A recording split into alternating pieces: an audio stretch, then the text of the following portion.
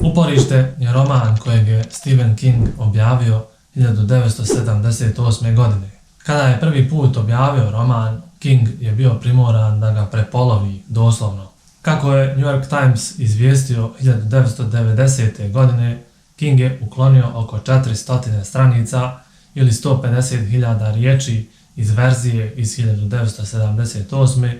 kako bi je mogao pustiti u prodaju. Ponovno izdanje iz 1990. godine obnovilo je nedostajuću polovinu Kingovog romana, čime je roman Uporište postao duži čak i od romana Ono. Zbog toga se roman danas može pronaći u 3 dijela, odnosno 3 knjige, ali i kao jedna ogromna knjiga.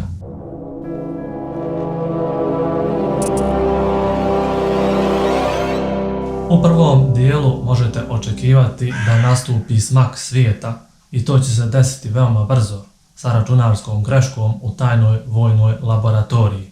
Zapravo radi se o virusu koji je izašao iz te laboratorije, o kojem se ništa ne zna, brzo se širi i nema mu lijeka. Stephen King nam kroz ovaj dio predstavlja apokalipsu koja će sa svijeta izbrisati oko 90% stanovništva. Nakon toga u drugom dijelu imamo sumorni svijet koji je lišen svih institucija i stanovništva. To je svijet u kojem šačica uspaničenih preživjelih bira stranu ili biva izabrana.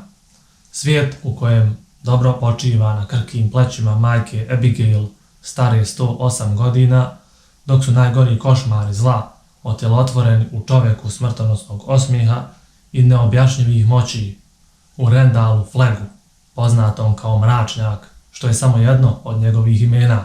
Dakle, u drugom dijelu možete očekivati da preživjeli počinju ponovo da se okupljaju i da kreiraju novo društvo, odnosno novi oblik države. Treći dio predstavlja neku vrstu sukoba između dobra i zla, te razrješenje ogromne priče. U ovom dijelu imate prilično apsurdnu situaciju gdje ćete moći vidjeti da ljudi koji su nedavno preživjeli apokalipsu i dalje nastavljaju da se ubijaju, kao da ništa nisu naučili. Dakle, Stephen King je u ovoj knjizi predstavio smak svijeta, ali na kingovski način, što nam daje mnogo više od klasične post-apokaliptične priče. Svaki od gomile likova je savršeno razrađen i prosto je nemoguće da se za nekoga od njih ne vežete. Ima nečeg tako jezivog i zloslutnog u tome što se ovi likovi iznenada nalaze sami u gradovima punim leševa, u putovanju kroz tihe gradove i preko puteva pretrpanih automobilima koji su postali grobnice. Mnogi od glavnih likova počinju da doživljavaju noćne more. Iako razumiju da su preživjeli užasnu bolest, zapravo ne znaju odakle je došla ili šta da očekuju sljedeće. Sve je napisano tako genijalno. Svaka scena, sve do najsitnijeg detalja i kralj horora nas tako lako hipnotiše svojim pisanjem. Mi sjedimo i gledamo sav taj užas, gledamo preživjele i posljedice, naravno psihološke, koje im je virus nanio, njihovu borbu za život u svijetu gdje više nije ništa preostalo. Ovo je priča o greškama koje svi pravimo, lojalnosti, izdaji, grijehu, ljubavi, kao i mržnji. Priča o ljudskoj dobroti i samom zlu. Priča o svemu.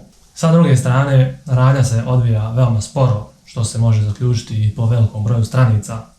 Ima tu puno opisa koje King koristi za izgradnju svijeta, te za karakterizaciju likova kojih ima stvarno puno.